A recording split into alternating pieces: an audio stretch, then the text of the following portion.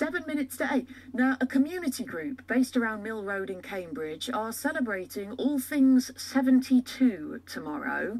Mill Road for People's holding a dancing procession where disco fans, in their finest flares, will boogie on down to the biggest hits of 1972. It's a reference to the 72% of people who responded to a survey last year in support of traffic restrictions on the Streets Railway Bridge. Meanwhile, another local group's launched a legal challenge against the plans for a bus gate on the bridge, which would stop private cars driving over it. So Katie Hawkes is from Mill Road for People, who are behind tomorrow's pro-bus gate dance. Morning, Katie. Good morning. And Will Barnwell is from Friends of Mill Road Bridge, who oppose the bus gate. Hi, Will. Hello. So, Katie, why the dance tomorrow? Well, we wanted to do something joyous because we believe that Mill Road is a fantastic street. It's full of lovely shops and restaurants and cafes. It's a really good place to be. I live just off it. I have for years and years, and I love it.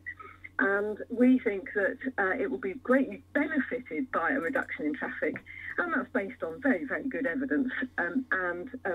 We're delighted that most people in the area do agree with this, and we're delighted that the council also agrees, and so we thought we'd celebrate. Will, I'd imagine that you might want to respond to a couple of those statements. Well, I mean, just to say, there isn't any good evidence to show that the business will be improved down there. They always say that they have evidence, but they haven't actually shown any of it. The fact is that closing that road is going to do really significant harm, not only to that road, but the wider area as well, because obviously you're going to create worse traffic in the surrounding areas. But mainly the point is, Mill Road, Friends of Mill Road Bridge have put a claim into the court, which has been taken up for judicial review. So while they're dancing down the street, which is great, obviously everyone loves to have a dance, it sort of is a little bit irrelevant really, because there isn't really a debate anymore. It's for the judge to decide. And so we're sort of waiting for the result of the judicial review to see whether the TRO is going to be quashed or not. Is that a fair point, Katie, that a sort of procession isn't going to make an impact on a judicial process? Well, of course, we can't influence the law like that because it would be highly improper. But I'd just like to just backtrack on a few things that Will said. And chiefly, it gets me really, really down, actually, that people say, oh, well, you provided no evidence. We provided loads of evidence. If you go onto our website, you can see all sorts of articles and blogs and things that we've written with good evidence showing that everywhere where motor traffic has been reduced, then business goes up because footfall is increased. People on foot and on bicycles and actually coming by bus are the people who spend money in local businesses, local shops. They're not car owners, really. And you can see that. We've got figures. We've got the evidence to back that up. It's an interesting situation, though, this, Katie, because there was a closure of the Mill Road Railway Bridge for quite some time, a couple of years back. So do you have evidence from... No, sorry, just let me ask the question, Katie, and then I will let you back in. Okay. Do you have evidence that during that time that business and footfall went up for businesses on Mill Road? Can I say, first of all, there actually were two closures.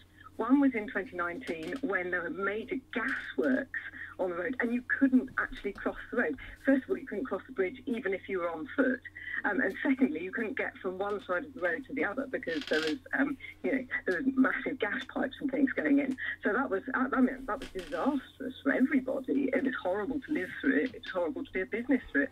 The second time it was closed was a national lockdown for COVID, and all businesses throughout the country, all retail businesses suffered from that. So I think you can't, that's totally irrelevant to our argument, which is that under normal circumstances, the evidence from everywhere else, Bristol, Dublin, Spain, the Netherlands, everywhere, London, business goes up if you decrease motor traffic. Will, I know Mill Road is a community which well, it has prided itself on a real community feeling. Does it hurt you that there's been such a point of contention in amidst it all? Well, yeah, I mean, it is a shame that this has happened, and I suppose the manner in which this has been gone about is also one of the worst aspects of this, because obviously the people who live on or off Mill Road love their area, and it is a lovely little community, but at the same time it's part of a wider community, and it will affect the whole city to close that road.